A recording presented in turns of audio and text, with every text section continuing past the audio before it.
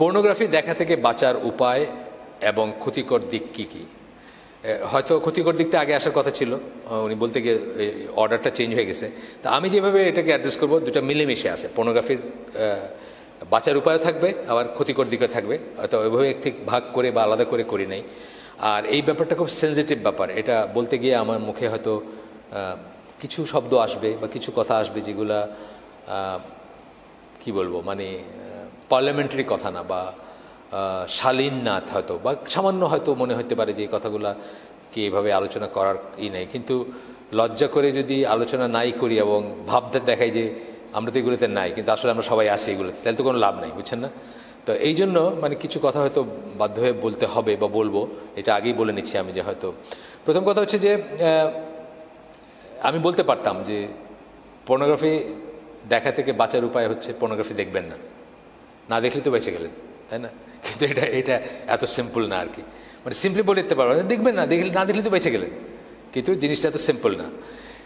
Pornography হচ্ছে মানুষের basic ইনস্টিংক্টকে আহ্বান করে। বেসিক ইনস্টিংক্ট মানে কি? সহজাত যেটা বলি, জন্মগতভাবে আল্লাহ কিছু জিনিস আমাদের ভিতর দিয়ে দিচ্ছেন যেটা আমাদের অ্যাট্রাকটিভ লাগবে, সেই জিনিসটাকে হিট করে বা সেই জিনিসটাকে আহ্বান করে, যে জন্য এর আহ্বানটা অলমোস্ট অপ্রতিরোধ্য, মানে প্রতিরোধ করা যায় না।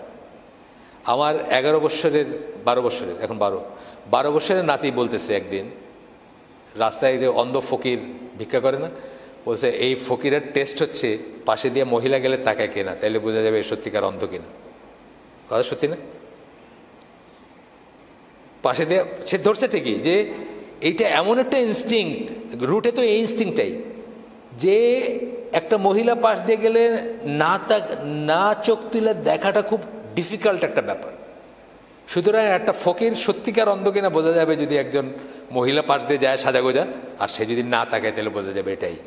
এই একই ধরনের একটা গল্প শুনছিলাম অনেক আগের কথা, নাসিরের সময়কার কথা, এই ইজিপ্টের নাসির বা ওই তার পরবর্তী সময়ের কথা, যখন ইখওয়ানদের খুব ধারপকার করতেছিল ইজিপ্টে। তো একটা পুলিশ নাকি এক লোকরে দাঁড়িয়ে এক লোকরে দৌড়াইতেছে, ইখওয়ান আর কি দৌড়াইতেছে, দৌড়াইতে মানে কাছাই গেছে প্রায়, তারপরে হঠাৎ সে দৌড়ানো বন্ধ করে দিচ্ছে। তো মানুষজন জিজ্ঞেস করছে কী ব্যাপার, তুমি ছেড়ে দিলে ওরে, তুমি তো এতক্ষণ ধরে দৌড়াইলে এখন ছেড়ে দিলে কেন? বলছে না, ও তো ঘাড় ঘুরে একটা মেয়ের দিকে তাকাইছে, ও ইখওয়ান হতে পারে না। বুঝছেন তো? মানে ঘাড় ঘুরে তাকানোটা এতই, আর না তাকানোটা এত এক্সেপশনাল যে ইখওয়ানদের ওরা যে চোখে দেখতো, মানে এত কট্টরপন্থী মানুষ কোনো ঘাড় ঘুরে তাকাবে না, ঘাড় ঘুরে তাকাইছে মানে ইখওয়ান না আর কি। তা আমি বলতেছি যে এতই বেসিক এই ইনস্টিংক্টটা, মানে খাওয়ার চেয়েও বেসিক এই ইনস্টিংক্টটা, লিবিডো বা যৌনবোধ অথবা যৌন বাসনা, যাই বলি আমরা এটাকে, শুনতে যত খারাপই লাগুক, এগুলা প্রিটেন্ড করার কোনো উপায় নাই যে আমরা আমাদের এগুলো নাই বা আমরা এগুলো সম্বন্ধে জানি না বা এগুলো সম্বন্ধে কথা বলি না। অথচ এই যৌনতাই হচ্ছে আল্লাহ সবচেয়ে বড় নিয়ামতের একটা। ইসলাম হচ্ছে একমাত্র মেজর রিলিজিয়ান বলতে কি, মেজর রিলিজিয়ান আমরা কোনগুলোকে বলি? মেইনলি বলি জুডাইজম, খ্রিশ্চিয়ানিটি এবং ইসলাম, এই তিনটাকেই বলি মনোথিস্টিক রিলিজিয়ান বা মেজর ওয়ার্ল্ড রিলিজিয়ান বলি। এগুলোর পয়েন্ট অফ ভিউ থেকে কিন্তু এই অন্যরা এই মূর্তি পূজা করে যে মুশরিক টুশরিকগুলো হিদন বলে এদের, মানে এই দূর মার্কা বলে আর কি। হিদন কথাটা ইংলিশ কথা, আমার কথা না। এইটার মানে বোঝায় যে এইসব রিলিজিয়ান মানে সুপিরিয়র রিলিজিয়ান যেগুলা এক ঈশ্বর বা যাদের কাছে কিতাব আছে তাদের বাইরে যেগুলো মুশরিক, কাফের মুশরিক, এদেরকে হিদন বলে। তো ইসলাম হচ্ছে মেজর রিলিজিয়ানদের মধ্যে একমাত্র যারা যৌনতার যে ইনস্টিংক্ট, যে কামনা, বাসনা, ইচ্ছা, অ্যাট্রাকশন, প্রবল অ্যাট্রাকশন, এটাকে স্বীকৃতি দেয় এবং এটাকে ভালো চোখে দেখে। শুধু স্বীকৃতি দেয় না, এটাকে ভালো চোখে দেখে। আচ্ছা, ছিছি করে না, ইসলাম এটা নিয়ে ছিছি করে না। আচ্ছা, বরং আল্লাহ বিশেষ নিয়ামত এবং নিদর্শন হিসাবে এটাকে বর্ণনা করে। আমি আপনাদেরকে একটা আয়াত পড়ে শোনাই, জাস্ট বাংলাটা শোনাচ্ছি, ছবি তুলে রাখছি আমি, যেহেতু আমার কাছে নাই, বাংলাটা সহজে বের করতে পারবো না। সূরা রোমের 21 নম্বর আয়াত, আল্লাহ বলতেছেন, তার নিদর্শনের মধ্যে একটা হলো এই যে তিনি তোমাদের জন্য তোমাদের মধ্য হতেই তোমাদের সঙ্গিনী সৃষ্টি করেছেন, যাতে তোমরা তার কাছে শান্তি লাভ করতে পারো। আল্লাহ কিন্তু বলেন না যাতে উনি সন্তান জন্ম দিয়ে থাকেন, তা বলেননি, শান্তি লাভ করতে পারো। তার মানে সঙ্গিনীর কাছে শান্তি লাভ করাটা আল্লাহর নিয়ামত, আল্লাহর দয়া, আল্লাহর অনুগ্রহ এবং একটা ভালো জিনিস। কোন সঙ্গিনী? যে বৈধ সঙ্গিনী আপনার। আর তিনি তোমাদের মধ্যে পারস্পরিক ভালোবাসা দয়া সৃষ্টি করেছেন। আপনি আপনার সঙ্গিনীকে ভালোবাসেন, মিনিং ইয়োর ওয়াইফ। সঙ্গিনী বলতে ইসলামে আর কোনো মিনিং নেই, মিনিং ইয়োর ওয়াইফ, স্পাউস। এবং দয়া সৃষ্টি করেছেন, আপনার ভিতরে দয়া দিয়ে দিচ্ছেন। আপনি চিনেন না, ওই ধরেন জকিগঞ্জ, আপনার বাড়ি এইদিকে মৌলভীবাজার, বিয়ে করছেন, কোনোদিন দেখেন নাই, কোনো আত্মীয় না, কোনো পরিচয় নাই, তারপরে দেখবেন যে কত একটা মায়া হয় না। তার মৃত্যুসজ্জা আপনি তার পাশে বসে আছেন, তার মাথায় পট্টি মারতেছেন, বুঝছেন না? কোত্থেকে আসে? এটা আল্লাহর নিয়ামত। এই পশ্চিমাদের মতো আমরা জানাশোনার মাধ্যমে ভাল লাগাতে বিশ্বাস করি না। ওরা হলে জানাশোনার মাধ্যমে ভাল লাগা, বুঝছেন না? একসাথে খাইবা, একসাথে উঠবা, ডেটিং করবা, বাইরে যাইবা, তারপরে ভাল লাগা, তা না। আমাদের ভাল লাগাটা আল্লাহ দিয়ে দেন, এটা বিয়ের মাধ্যমে আসে বা ইসের মাধ্যমে। যাই হোক, এটা এরপরে আল্লাহ বলছেন এর মাঝে অবশ্যই বহু নিদর্শন আছে সেই সম্প্রদায়ের জন্য যারা চিন্তা করে। এই আয়াত, এটা কোরআনের একটা স্টাইল বলা, এর বাতে যারা চিন্তাশীল তাদের জন্য অনেক নিদর্শন আছে। তাহলে এইভাবে আল্লাহ কোরআনে বলতেছেন যে এটা আল্লাহ একটা দয়া, একটা রহমত। কোনটা? যৌন বোধটা, আপনি যে অ্যাট্রাক্টেড ফিল করেন অপোজিট সেক্সের প্রতি, এটা আমাদের ভিতরে এইভাবে দিয়ে দিচ্ছেন আল্লাহ, এইভাবে আসে। এবং এটা যে প্রপারলি পরিচালিত হয়, এটা একটা নিয়ামত, এটা একটা ভালো জিনিস, এটা অত্যন্ত পছন্দনীয় জিনিস। আচ্ছা, রাসূল সাল্লাল্লাহু আলাইহি ওয়াসাল্লাম বলছেন কি? বৈধ যৌন সংসর্গকে সওয়াবের কাজ বলছে। অবৈধটা যদি গুনার হয় তাহলে বৈধটা সওয়াবের। আপনারা জানেন হাদিসটা? জানেন না? হাদিসটা জানেন? আচ্ছা, অথচ এই কাজটাই অবৈধভাবে ঘটলে কঠিনতম শাস্তির ব্যবস্থা রয়েছে। কঠিনতম মানে ইসলামে এই শাস্তিটা কী শাস্তি? এটা কিন্তু কোনো মাফ নাই, এটা শাসক চাইলেও মাফ করতে পারেন। আপনারা জানেন ইসলামে ম্যারিড অ্যাডাল্টারি মানে অবৈধ একটা সম্পর্ক বিয়ের বাইরে যদি হয় তাহলে এটাতে কি হয়? মৃত্যুদণ্ড। কিন্তু পাথর ইসলামী দেশে, ইভেন যেখানে শরিয়াকে আইন মনে করে তারা, সেখানে মৃত্যুদণ্ড। এবং এটা কি? এটা শাসক চাইলেও মাফ করতে পারে না। এই মৃত্যুদণ্ড এমন একটা মৃত্যুদণ্ড যেটা অন্য দুইটা আছে, তিনটা কারণে মৃত্যুদণ্ড হয় ইসলামে। একটা হচ্ছে আপনার ওই মুরতাদ হয়ে গেলে, এটাও সে তওবা করলে মাফ, যে পথে ফিরে আসলে মাফ। আরেকটা হলো কিসাস, হত্যা করলে, আরেকজনকে হত্যা করছেন এই জন্য মৃত্যুদণ্ড হয়, এটা ওর ফ্যামিলি মাফ করতে পারে চাইলে। কিন্তু অবৈধ যৌন সংসর্গের জন্য যে মৃত্যুদণ্ড, সেটা কিন্তু ওই যার সাথে করছে সে চাইলে মাফ করতে পারে না, বুঝছেন তো? এটা মানে শাসকও চাইলে মাফ করতে পারে না। এটা মৃত্যুদণ্ড যদি এটা প্রমাণিত হয়, কার্যকর করতেই হবে ইসলামের শরিয়া মতে। যাই হোক, ম্যারিড অ্যাডাল্টারির কথা বলা হয়েছে যে এটা পশ্চিমা সাধারণ কলামিস্টরা পশ্চিমা দেশের লেখালেখিতে আসছে যে পর্নোগ্রাফি ইটসেলফ একটা অ্যাডাল্টারি বা ব্যভিচার। পর্নোগ্রাফি যদিও এটা ওই ব্যভিচার না, কিন্তু এটাও একটা ব্যভিচার। এটা আপনার বৈবাহিক সম্পর্কের বাইরে আপনি একটা কিছু ভাবলেন, দেখলেন, চিন্তা করলেন, বা মনে মনে আশা করলেন অথবা মনে মনে কামনা করলেন, এটা। এই জন্য পশ্চিমা সেকুলাররা বলছে, পশ্চিমা পাদ্রীরা বলে নাই, সেকুলাররাই প্রশ্ন করছে। আমার কাছে আমি খুঁজলে হয়তো আর্টিকেলটা পাবো, কোনো একটা এই যে আমার কাছে ইন্ডিপেন্ডেন্টের আসে, ওইখানে বোধহয় এখানে প্রশ্ন করছে যে পর্নোগ্রাফি হচ্ছে আসলে, আপনি কি চেঞ্জ করবেন ব্যাটারি? পর্নোগ্রাফি হচ্ছে একটা অ্যাডাল্টারি বা একটা ব্যভিচার, এক ধরনের ব্যভিচার। ইসলামী পয়েন্ট অফ থেকে আমরা অন্তত বলবো যে মৃত্যুদণ্ডযোগ্য ব্যভিচার না হইলেও এটা চোখের জেনা, কানের জেনা, তাই তো? চোখের জিনা, কানের জিনা, এটা রাসূল সাল্লাল্লাহু আলাইহি ওয়াসাল্লাম হাদিসে আসছে। চোখেরও জিনা হয়, কানেরও জিনা হয়, এবং সেই সব জিনার থেকে কি করে? আলটিমেটলি মানুষ রিয়েল জিনাতে যায়। আচ্ছা, প্রাণীকুলের ভিতরে আপনি দেখবেন যে সবচেয়ে বড় প্রাণীকুল বলতে আমি সকল প্রাণীর কথা বলতেছি, মানুষ সহ, সবচেয়ে বড় চালিকা শক্তির একটা। আপনি যে মেটিং সিজনগুলো আছে অন্য প্রাণীর ভিতরে, আপনি দেখবেন কি করে তারা, মানে একজন মাইরে ফেলতেছে এটার জন্য কম্পিটিশন করে দিতে গিয়ে। আপনি দেখবেন কুমিরের ভিতর আছে বা অন্যান্য জন্তু জানোয়ারের ভিতরে একজনকে মেরেই ফেলতেছে, মানে মারামারিটা শুরু হয়েছে এটাকে কেন্দ্র করে, এবং একজনকে মেরে ফেলছে। আল্লাহ দেয়া এই চালিকা শক্তির বলে পৃথিবীর সমাজ সংসার আবর্তিত হচ্ছে, এই কথাটা আমি বলতে পারতাম, কারণ আসলে এইটা দিয়ে কিন্তু দুনিয়াটা ঘুরতেছে, এটাকে কেন্দ্র করে। অন্য ফর্মে আমরা হয়তো ডিফাইন করতেছি না ওইভাবে, বুঝছেন না? এটা মিলেমিশে আছে জিনিসের ভিতর, গানের ভিতর আছে, সিনেমার ভিতরে আছে, নাটকের ভিতরে, বুঝছেন না? কিন্তু এই কেন্দ্রে কিন্তু পৃথিবীটা ঘুরতেছে, সারা পৃথিবীটা কিন্তু এটাকে কেন্দ্র করে ঘুরতেছে। প্রাণীকুলে প্রবল প্রতিযোগিতা দেখা যায়, যা অনেক সময় প্রতিপক্ষকে হত্যা পর্যন্ত গড়ায়। এটা আমরা দেখছি অনেক, আমি উদাহরণ দিতে পারতাম অনেক। সবচেয়ে প্রবল এই বেসিক ইনস্টিংক্টকে চরিতার্থ করার ব্যাপারটা প্রকৃতিতে ওপেন, কোনো রকমের রাগ ঢাক নাই, প্রকৃতিতে ওপেন, জোরদার মুলুকতার, যে পাল্লা যা করলা। কিন্তু মানে কি বলে, মানুষকে তো আল্লাহ আশরাফুল মখলুকাত হিসেবে বানাইছেন কেন? এটা আল্লাহ কিছু নিয়ম করে দিয়েছেন, এই নিয়মের ভিতরে মানুষ থাকবে এবং থাকলেই সে আশরাফুল মখলুকাত, নাইলে সে জানোয়ারের সাথে তার কোনো তফাৎ নাই।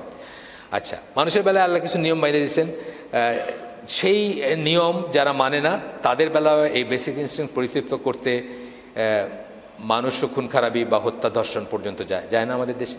আমাদের দেশে তো দেখতেছেন যে যারা এই নিয়ম মানে না, আল্লাহর নিয়ম মানে না, আল্লাহর বিধান মানে না, আল্লাহ যে নিয়ম করে দিয়েছেন সেটার ভিতর, তারা কি শেষ পর্যন্ত খুন রাজানি পর্যন্ত যায় না? এটারই সূত্র ধরে যাচ্ছে। আপনি দেখতেছেন মা ছেলেকে মেরে ফেলছে, এই 2-3 বছর আগে উঠছে, আপন ছেলেকে মেরে ফেলছে মা, এই পথে সে জেনে গেছে বা কিছুর জন্য মেরে ফেলছে, পরকীয়া সম্পর্ক সম্বন্ধে জানছে। তার মানে সে নিয়ম মানে না। নিয়ম না মানলে তখন সে যা ইচ্ছা আসবে, খুন আসবে, ধর্ষণ আসবে, মানে খুন কইরা।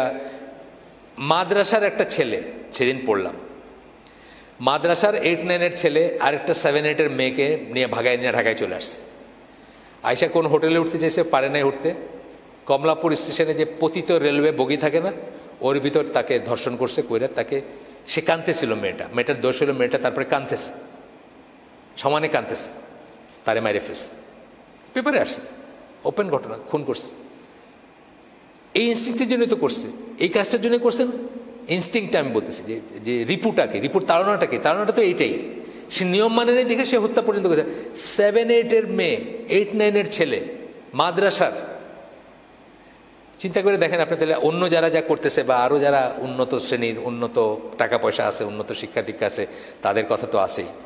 আমি অনেক ছোটোবেলায়, তখন আমি অত বুঝতাম না অনেক কিছু, মানে ধরেন 10-12 বছর বয়সে একজনের গল্প শুনতেছিলাম যে সে সিলেটেই, সে বৃষ্টি ঝড়ের রাতে নদী পার হয়ে জৈন্তায় চলে গেছে, এই ইনস্টিংক্টের বশবর্তী হয়ে। ওইখানে এটা চরিতার্থ করার কোনো ব্যবস্থা আছে আর কি, সেই জন্য মানে বলতেছিল, তারা হাসি ঠাট্টা করতেছিল মুরব্বীরা, যে মানুষের এই ব্যাপারটা কত সাংঘাতিক, যে ঝড়ের রাতে সে সুরমা নদী পার হয়ে সাঁতরায় ওই পারে জৈন্তায় চলে গেছে, ওইখানে কোনো একটা ব্যবস্থা আছে সেটা চরিতার্থ করতে গিয়ে। এত প্রবল হইতে পারে মানুষের এই ইনস্টিংক্টটা। আপনি পশুগুলোর ভিতরে দেখবেন, আমার একটা ঘটনা মনে আছে যে একটা ছাগল খুব ভ্যাঁ ভ্যাঁ করতেছে, তো এক নাতি তার নানিকে জিজ্ঞেস করছে যে এটা এত চিৎকার করতেছে কেন? তো নানি বলতেছে যে এটার বিয়ের সময় হয়েছে। পশুগুলোর ভিতরে এটা আছে, মানুষের ভিতরে খালি এটা নিয়ে রাগঢাক আছে। এটা রাগঢাক কেন আছে? এটা হায়ার অংশ, এটার জন্য আল্লাহ নিয়ম দিছেন, এটা চরিতার্থ করার পার্টিকুলার ওয়ে দিছেন এবং ব্যবস্থা করে দিছেন আল্লাহ, সেটা দিয়ে করবেন। এটা ইসলাম কিন্তু এটাকে অ্যাকনোলেজ করে, স্বীকার করে। ওই যে বললো না, যেন প্রশান্তি লাভ করে, প্রশান্তি লাভ করতে চাবেন আপনি, এটা কিন্তু ইসলাম অ্যাকনোলেজ করে, কিন্তু প্রশান্তির জন্য সুনির্দিষ্ট ব্যবস্থা করে দিছে, সেই ব্যবস্থার ভিত্তিতে প্রশান্তি লাভ করতে হবে। আসেন আর একটু আগাই। এরপরে দেখেন এই যে বউ পালানোর, দেখেন না, এই অমুকের বউ পালায় গেছে, 3 বাচ্চার মা, 4 বাচ্চার মা, পেপারে পড়েন, পড়েন। বেসিক্যালি কিন্তু এই জিনিসটা ইনস্টিংক্টটা তার ফুলফিল হয় না, সেই জন্য সে সমাজ, সংসার, ইজ্জত, সম্মান, ধর্ম কোনো কিছুই একসময় মানে না, কোনো কিছুই একসময় মানে। এটা এত প্রবল একটা চালিকা শক্তি। এই প্রবল শক্তিকে সঠিক পথে পরিচালিত না করলে সমাজ সংসারে প্রবল বিপত্তি এবং বিপদ নেমে আসবে। এটাকে যদি আপনি কন্ট্রোল করতে না পারেন, সঠিক পথে পরিচালিত না করতে পারেন, সমাজ সংসারে মারাত্মক বিপত্তি এবং বিপর্যয় নেমে আসবে। আপনি দেখেন আমাদের চারিদিকে কী অবস্থা এখন, আপনি তাকায় দেখেন, মানে নিউক্লিয়ার এনার্জি, যেটা অ্যাটমের ভিতর যে শক্তি থাকে, এইটা দিয়ে আপনি একটা রিয়েক্টর দিয়ে সারা বাংলাদেশে আলোকিত করে ফেলতে পারবেন, আবার একটাই দিয়ে সারা বাংলাদেশ ধ্বংস করে ফেলতে পারবেন। প্রবল শক্তি না, অ্যাটমের ভিতরে প্রবল শক্তি, সেটা দিয়ে আপনি কী করবেন, একটা নিউক্লিয়ার পাওয়ার প্ল্যান্ট বানান, সারা বাংলাদেশ আলোকিত করে দিতে পারবেন আপনি একটা দিয়ে। আর একটা বোমা মারেন, জুইতের একটা অ্যাটম বোমা মারেন, সারা বাংলাদেশের সব মানুষ ধ্বংস হয়ে যাবে। একই রকম পটেনশিয়াল কিন্তু এই যৌন চেতনা, প্রেরণা বা কি বলবো, যৌন ইনস্টিংক্ট, অনুভূতি বা বাসনা এর ভিতরে রয়ে গেছে। প্রপার পথে এই করবেন, সমাজ সংসার সোনার হয়ে যাবে। খারাপ পথে নেবেন, ধ্বংস করে দেবে, সব জ্বালায় পোড়ায় ছারখার করে দেবে। সাহাবীদের সময় এই জিনিসটাকেই তারা প্রপার পথে প্রপাগেট করতে পারছে। একটা মেয়ে বিধবা হওয়ার পরে তার ইদ্যত পালনের আগেই রসুলের কাছে বা অন্যত্র সাহাবীরা লাইন দিয়েছেন যে কে তাকে বিয়ে করবেন, কে তাকে করবেন। তাকে বিধবা রাখেন নাই, তাকে একা থাকতে দেন নাই, তাই না? সমাজটা চেঞ্জ হয়ে গেছে না?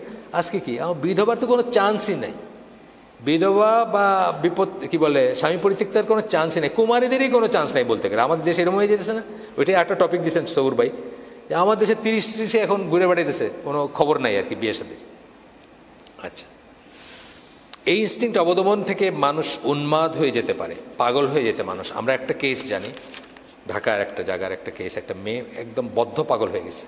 ডাক্তাররা বলছেন যে এটা সবাই হবে এমন কোনো কথা নেই, কিন্তু ওই পার্টিকুলার পার্সনের হয়েছে যে সে উন্মাদ হয়ে গেছে তার যৌন প্রবৃত্তির থেকে। সে এটার ব্যান্টিং হয় নাই দেখে তার বাপমার উচিত ছিল তাকে সময় মতো পাত্রস্থ করা। এটা এক একজনের এক এক রকম হতে পারে, ভ্যারিয়েবল হতে পারে। ইবনে তাইমিয়া ইমাম নববী বিয়ে করেন নাই, তারা এক্সেপশনাল ছিলেন, তাদের ব্যাপারটা এক্সেপশনাল। কিন্তু আমরা ওইটাকে স্ট্যান্ডার্ড ধরে এখন মানে আগে ফোড়ক, আগে নিজের ফাত খাড়া হোক, তে ইঞ্জিনিয়ার হোক, তে ডাক্তার হোক, তে সিলেটে তো ছেলেদের বিয়ের বয়স বোধহয় 40 আমার ধারণা। মানে আমি সিলেটি সমাজে 35 থেকে 40 অ্যাভারেজ। কারণ আমাদের এক কাজিন ছিলেন, ওনার বয়স তখনই অলমোস্ট 40, উনি ওমানে থাকতেন। উনি ওমান থেকে ক্যাসেট পাঠাইছেন, তার খুব শরীর খারাপ ছিল, তখন ক্যাসেট দিয়ে খবর আসতো, এখন তো ইমেল হয়েছে। এটা আমি বলতেছি আরো 20 বছর আগের কথা। ধরেন একটা ক্যাসেট পাঠাই, তো ক্যাসেটটা মায়ে বা বাপে বাজায় শুনলো, তো বলতেছে যে আমার কি শরীর খারাপ হয়েছে, এটা তো ক্যাসেটে বলছি আর কি, এটা শুনে নিতে বলছে। তো ডাক্তার বলছে বিয়া না করলে এটা সারবে না, বুঝছেন তো, কিছু একটা হয়েছে ওনার, যাই হয়েছে, ওমানের ডাক্তার বলছে। এখন ওনার তখন 13 বছর বয়স্ক একটা বোন আছে। ওনার বাবা মার এই হচ্ছে ওই 13 বছর বয়স্কা যে তার বিয়ের পরে ওনার বিয়ে দিবেন, উনি তখন অলরেডি 40। সিলেটে কিন্তু এটা খুব কমন, আপনারা জানেন না, রিয়েলাইজ করেন কিনা, সিলেটে কিন্তু বয়সটা মানে ছেলের বিয়েটা এটা কোনো কনসিডারেশনই নেই, মেয়ের বিয়েটা হলো খুব ইম্পর্টেন্ট জিনিস। তো এইটা হচ্ছে একটা বিরাট ব্যাপার। তো আপনি একজনের কথা আমি বললাম, একজনের কেস শুনছি, কেস হিস্ট্রি এটা, একজন মহিলা, উনি ওই যে কারণে আমার মাথায় ওই যে আপনার কাছে হাসি ঠাট্টা মনে হইলেও কিছু করার নাই, এটা হাসি ঠাট্টা ব্যাপার না। মানে কিছু কিছু অন্য কথা আসতেছে যেগুলো আমার মতো কেউ আপনাদের মতো কারোর সাথে আলোচনা করে না সচরাচর, কিন্তু আমি করতেছি ওই পয়েন্ট অফ ভিউ থেকে যে আল্লাহ রসুল সাল্লাল্লাহু আলাইহি ওয়াসাল্লামকে মেয়েরা স্বপ্নদোষের কথা জিজ্ঞেস করছেন, বলছেন যে এটা ইসলামের ব্যাপারে জিজ্ঞেস করতে কোনো লজ্জার কিছু নাই। একজন মেয়ের স্বপ্নদোষ হলে সে কী করবে, গোসল করবে কি করবে না, এটা নিয়ে কিন্তু ফতোয়া জিজ্ঞেস করছেন, এবং সামনে রসুলের সামনে জিজ্ঞেস করছেন, মানে ওনার ওয়াইফ দিয়ে জিজ্ঞেস করাইছেন বা করাইছেন। কিন্তু এটাকে প্রিটেন্ড করার মানে উচিত না বা দরকার নেই, জানা আমাদের এগুলো নাই। আমাদের অনেকের ভাবটা এরকম আছে যে আমাদের দাড়ি টুপি আলা, আমাদের এগুলো নাই। অবশ্যই আছে, থাকবে না, আল্লাহ রসুলের ছিল, আমাদেরও আছে। এই ইনস্টিংক্ট আল্লাহ রসুলের প্রবল ছিল, আমরা অনেক গল্প জানি যে ওনার প্রবল ইনস্টিংক্ট ছিল, আমাদেরও আছে আলহামদুলিল্লাহ। এটাকে ইসলামে খুব ভালো দেখা হয় যে নপুংসক তার পিছনে নামাজ হয় না, যার এই ইনস্টিংক্ট নেই তার পিছনে নামাজ হয় না, বুঝছেন না? ইসলাম এটা একটা যোগ্যতা, এইটা যোগ্যতা, মানে আপনার এইটা থাকবে, মানে এই মানে ইম্পর্ট্যান্ট হবেন আপনি, এটা একটা যোগ্যতা, যে ইম্পর্ট্যান্ট তার পেছনে নামাজ হয় না। আচ্ছা, এই প্রবল চালিকা শক্তিকে সঠিক পথে প্রবাহিত করাই হচ্ছে পর্নোগ্রাফি তথা সমাজ সংসারে খুন, রাহাজানি, অবিচার, ব্যভিচার প্রতিরোধের একমাত্র উপায়। এইটাকে এই যে ডিজায়ারটা বা এই যে এনার্জিটা, এটাকে সঠিক পথে পরিচালনা করাটাই হচ্ছে একমাত্র উপায় মানুষকে পর্নোগ্রাফি থেকে ফেরানোর বা করার, যেটা এটার এই পার্টিকুলার আর্টিকেলের শুরুতে বলছেন উনি। মানে এটার বিষয়টা যেটা সমাজপতি তথা বাবা মাকে অ্যাকনোলেজ করতে হবে প্রথমেই বাবা মা বা সমাজপতি, যারা সমাজপতি কারা, চেয়ারম্যান, ডিসি, প্রধানমন্ত্রী, প্রেসিডেন্ট, যে সমাজের সমাজপতি, তাকে অ্যাকনোলেজ করতে হবে এটা, অর্থাৎ যৌনতা unavoidable strong basic instinct. Unavoidable, এটা অ্যাভয়েড করার কোনো রাস্তা নাই। স্ট্রং বেসিক ইনস্টিংক্ট, বেসিক মানে মৌলিক চাহিদা মানুষের। মিসইউজ প্রতিরোধ শুরু হবে ঘর থেকে, কিন্তু এই ইনস্টিংক্টটার মিসইউজটা প্রতিরোধ শুরু হবে কোথা থেকে? ফ্যামিলি থেকে শুরু হবে। সমাজ কইরা পারবে না একা, সমাজকে একদিনে আপনি করতে শুরু করতে হবে ফ্যামিলি থেকে। করতে গিয়ে কী করবেন? আমি বলছি এটা প্রিটেন্ড করবে না যে আমার ছেলের বা আমার মেয়ের চরিত্র ফুলের মতো পবিত্র। আমাদের অনেকে বলতে শুনছি যে আমার ছেলে এরকম না, আমার মেয়ে এরকম না। এটা করে আমরা কিন্তু অনেক সময় পয়েন্টটা মিস করি। তো এখানে আমি একটা উদাহরণ দিছি যে আমাদের অনেক বছর আগে, 20 বছর আগে হয়তো, একজন তবলিগপন্থী একজন দিনী বোন ছিলেন, যিনি কলেজের টিচার ছিলেন, বিধবা ছিলেন, তার 3-4টা ছেলে মেয়ে ছিল। তো আমাদের সাথে, আমি তাকে কোনোদিন দেখি, মানে আমার সাথে কোনো ছিল না তার, তখন মানে পরিচয় ছিল না বা কিছু না, বাট উনি আমাদের মেয়েদের হালাকায় আসতেন। তখন কথাবার্তায় আমি বলার চেষ্টা করছি যে উনি বিয়ে করেন বা বলাইতে চেষ্টা করছি। উনি প্রথম দিকে বলতেন যে ওনার কোনো প্রয়োজন নেই। তারপরে আমার একটা বই, যখন 2005 সালের বা আরও একটু পরে, বিবাহ নারীবাদ একটা বই আছে আমার, সেই বইটা বাংলাদেশি মুসলিম জীবনে বিবাহ নারীবাদ, সেই বইটা পড়ার পরে উনি ডিসাইড করেন যে উনি বিয়ে করবেন।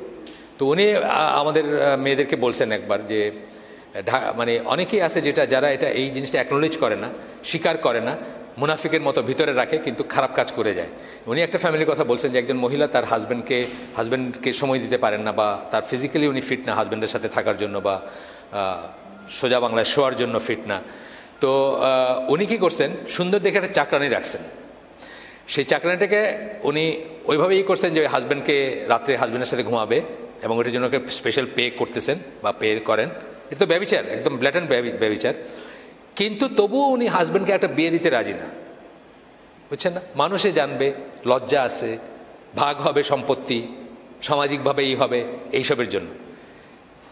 এই ধরনের মেন্টালিটি নিয়ে আপনি কোনোদিন পর্নোগ্রাফি রোধ করতে পারবেন না। আপনাকে হাকিকতে আসতে হবে, বাস্তবতায় আসতে হবে যে এইটা এই জিনিস, এইটার আমার মেয়ে আমার ছেলে যারা ফুলের মতো পবিত্র, তারাও মানুষ, তাদের এই ইনস্টিংক্ট আছে, এবং তাদের এই ইনস্টিংক্টটাকে আমি শুদ্ধ, যার যেটা এক একজনের এক একটা লেভেল থাকতে পারে, কিন্তু শুদ্ধভাবে কী করে প্রবাহিত করব সেই জন্য আমি চিন্তা করব, আমি তাকে কি করে এটাতে বাঁচায় রাখবো সেটা চিন্তা করব।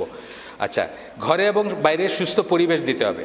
ঘরে এবং বাইরে সুস্থ পরিবেশের সূত্রপাত হচ্ছে তাকে তৌহিদের উপর প্রতিষ্ঠা করতে হবে। তৌহিদের উপর প্রতিষ্ঠা করতে পারলে সে জানবে যে আল্লাহ দেখেন, আল্লাহ শোনেন, আল্লাহর কাছে কিছু লুকানো যাবে না, বুঝছেন না? তৌহিদের প্রতিষ্ঠা বলতে আমি কি বলছি, রিয়েলি তৌহিদের প্রতিষ্ঠা করতে হবে, তা প্রতিষ্ঠিত করতে হবে। তাইলে সে জানবে যে আল্লাহ সব কিছু দেখেন এবং শোনেন, আল্লাহকে ফাঁকি দেওয়া যাবে না, আল্লাহকে লুকায় কোনো গুনাহ করা যাবে না, দরজা বন্ধ করে পায়খানার ভিতরে করা যাবে না। এবং আল্লাহর হক কি আপনার উপর, অন্যের হক কি আপনার উপর, নিজের হক কি আপনার উপর, সেটা তাকে শিক্ষা দিতে হবে। আল্লাহর হক হচ্ছে শিরক বিবর্জিতভাবে সে ইবাদত করবে। অন্যের হক মানে কি, আপনার অনাগত যে বউ, তার আপনার উপর হক আছে না? যে আপনার বউ হবে, যে আপনার হাজব্যান্ড হবে, তার উপর আপনার হক আছে না? আপনি ব্যভিচার, পর্নোগ্রাফি এবং পর্নোগ্রাফির সুবাদে ব্যভিচারে লিপ্ত হবেন, তার হক আপনি নষ্ট করতেছেন। নিজের হক আছে না নিজের উপরে? নিজের হক কি? আপনি নিজেকে স্পেন্ড করে দিবেন না, খরচ করে দিবেন না, নষ্ট করে দিবেন না। আপনি জীবনে অসুখী হয়ে যাবেন, জীবনে আর কোনোদিন দাম্পত্য সম্পর্ক স্থাপন করতে পারবেন না, আপনি সেরকম কেউ হবে না। আচ্ছা, এরপরে যেটা করতে পারেন বাবা মা, পর্নোগ্রাফি আটকানোর কথায় আমরা আসতেছি। টিভি বা কোনো মিডিয়ার সাথে যুক্ত আছে কিনা, থাকলে কি দেখতেছে সেটা আমরা বিচার করব। কোন বন্ধুর সাথে মিশতেছে সেগুলোর খোঁজ নিব। স্কুলে কি শিখতেছে, যে স্কুলে পাঠাইছেন সেই স্কুলের পোলাপানরা অবসর সময় টিফিনের সময় কি কথা বলে, কি দেখে, কি শোনে, বা কি নিয়ে কথা বলে। আমরা ঢাকায় স্বনামধন্য স্কুলের কথা জানি, যেটা বাথরুম লক করে দিতে হয়েছে, 5-6 থেকে শুরু অনওয়ার্ড বাচ্চাদের জন্য বাথরুম লক করে দিতেছে। কারণ তারা ক্লাস থেকে উঠে বিভিন্ন ক্লাসের পোলাপান বাথরুমে গিয়ে ওই দেখে, ওই ফোনে জিনিসপত্র দেখে, এই জন্য বন্ধ করে দিছে যে বাথরুমে যাইতে হলে কাউকে টিচারের কাছ থেকে চাবি চায়ে নিয়ে যাইতে হবে, এই ব্যবস্থা করছে। তাহলে আপনি এগুলোর খোঁজ নেবেন। তারপরে হচ্ছে বিয়ে দিবেন অ্যাজ সুন অ্যাজ পসিবল, এটার কোনো বিকল্প নাই। অ্যাজ সুন অ্যাজ পসিবল বলতে কি, এক একজনের জন্য অ্যাজ সুন অ্যাজ পসিবল এক একটা। আমি যেটা বললাম, ইবনে তাইমিয়া বা ইমাম নওয়াবী তারা স্পেশাল হিউম্যান বিংস ছিলেন, আমরা সবাই সেরকম স্পেশাল না। আমাদের কারো 15তে বিয়ে দরকার হতে পারে, কারো 16তে হতে পারে, কারো 25 হতে পারে, কারো 35 হতে পারে। সেটা মানুষ ভেদে আমরা চিন্তা করবো, এবং চিন্তা করে সেইরকমভাবে আমরা বিয়ের ব্যবস্থা করব। আমরা এটা নিয়ে আন্দোলন গড়ে তুলবো। আন্দোলন মানে রাস্তার আন্দোলন না, আমরা লেখালেখি করব, আমরা লবি গড়ে তুলবো, যাতে আমাদের সরকার অলরেডি একটা করছে, 2 বছর আগে বা 3 বছর আগে একটা কারেকশন করছে, যে বাবা মার তত্ত্বাবধানে আগে বিয়ে হইতে পারে। এটা নিয়ে আবার সেকুলার পন্থীরা খুব চিৎকার করছে এটা নিয়ে। আপনারা তো জানেন না যে ইংল্যান্ডে 15 বছর বয়সে কিন্তু বিয়ে দিতে পারবেন আপনি আপনার ছেলে মেয়েকে, প্যারেন্টাল গাইডেন্সে, বাবা মা যদি করে। তা আমাদের দেশ কোথা থেকে এত মডার্ন হলো যে আমাদের দেশে 18-র নিচে দেওয়া যাবে না, বা দিলে সেকুলার পন্থীরা চিল্লাচিল্লি করবে? এটা কোনো ব্যাপার না। অ্যাজ সুন অ্যাজ পসিবল এটা দেওয়ার চেষ্টা করবেন, বা যারা বাবা মা আছেন বা যারা ঘরে, আমি বলতেছি পর্নোগ্রাফি আটকানোর স্টেপগুলো বলতেছি, কী করে আপনার পর্নোগ্রাফিকে রোধ করতে পারেন। হিটলার পর্যন্ত বুঝছিল, হিটলার আপনি তার জীবনী পড়েন, সেই 1920-21-22-এর কথা আমি বলতেছি, তখন সে বুঝছিল যে তার দেশে সমস্ত খারাপ কাজগুলো ইহুদিরা করে, ইহুদিরা সিনেমা বানায়, ইহুদিরা পোস্টার লাগায়, ইহুদিরা মেয়েদের ছবি লাগায়, এগুলো দেখে তাদের ইয়াং জেনারেশন নষ্ট হয়ে যেতেছে, এবং তাদের সিফিলিস গনোরিয়া হইতেছে, তাদের বংশ। তখন তো আর প্রস্টিটিউশন ছাড়া খুব একটা রাস্তা ছিল না, এরকম তো লিভ টুগেদার তখনকার ইউরোপেও সহজ ছিল না। কিন্তু বলতেছে তাদের ইয়াং জেনারেশনগুলো নষ্ট হইতেছে, বংশ পরম্পরায় খারাপ সন্তান প্রডিউস করতেছে। সুতরাং অফিসিয়ালি গভর্নমেন্টের উচিত তাড়াতাড়ি বিয়ের ব্যবস্থা করে দেওয়া, তাদের বাসস্থানের ব্যবস্থা করা, তাদের হিটলারের জীবনী পড়ে দেখেন, হিটলার বলছে। কিন্তু আজকে আমরা মুসলিমরা এটা বুঝতেছি না। এটা হচ্ছেই। তারপরে হচ্ছে যে কোনো ইবাদতের কাজ, একটা মানুষ যদি ইবাদতের পরিবেশে থাকে, তাহলে কি সে ওইসব থেকে দূরে থাকবে। ইবাদতের পরিবেশটা বাসায় সৃষ্টি করবেন যেন ওইসব থেকে দূরে থাকে। কোরআন, আমি একজন লেখকের কথা বলছি যে problems Muslims face in today's world, একটা বই আছে, ওই বইয়ে উনি সব সমস্যাগুলো বলছেন পশ্চিমা জীবনের, এইসব সমস্যাই আছে, পর্নোগ্রাফি সবই আছে ওখানে। সমস্যা গিয়ে প্রতিটি সমস্যায় উনি বলছেন রিসাইট কোরআন ডেইলি, রোজ কোরআন তেলাওয়াত করবা। কারণ রোজ কোরআন তেলাওয়াত করা, বুঝে পড়ার ভিতরে বা একটু জেনে বা চিন্তা করার ভিতরে একটা আছে, আপনাকে এটা পাপ থেকে দূরে রাখবে, আপনার একটা সলিউশন দিবে।